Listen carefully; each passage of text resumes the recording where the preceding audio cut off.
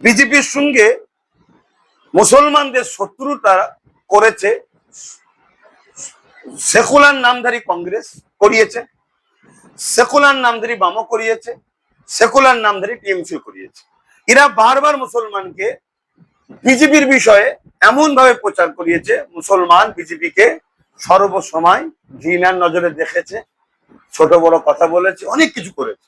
তখন BJP mind setting করেছে কি, এরা যখন আমাদেরকে দেবেই না, এবাদেরকে ছোট বড় যখন কথাই বলে, দিন রাত গালিগালাজ করে, ছোট নজরে দেখে, চলে এদের আশা ছেড়ে দিই, এদেরকে মারবো, এদেরকে ধরবো, এদেরকে তাড়াবো।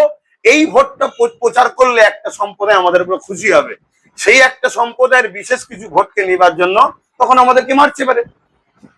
কিন্তু আমি যদি মনে করি, আমার কথা যদি ভুল না বোঝেন, তাহলে আমি মনে করি আপনাদের দর্শক যারা দেখছে, আমাদের জন্য কেউ আপন নয়।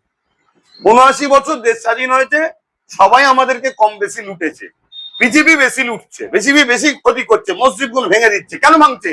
বিজেপি দেখছে মসজিদ যদি ভাঙে, একটা শ্রেণীর মানুষ আমাদেরকে বাবা করবে, রুজি রুটির কথা বলবে না। মুসলমানদের মোল্লাদের টাইট দিচ্ছে ভোট দাও, আর মোল্লারা তো আমাদের দেবে না, অতএব তাহলে এই রাস্তায় আমায় যেতে হবে। সেই রাস্তাটাই কিন্তু বিজেপিকে চালানোর পিছনে যেমন চলছে অন্যায়, চালানোর পিছনে এই সেকুলার নামী দলগুলোকেও মুসলমানদের সাথে বিজেপির এই লড়াইটা ঠান্ডা মাথায় ৭৯ বছর ধরে লাগিয়ে রেখেছে।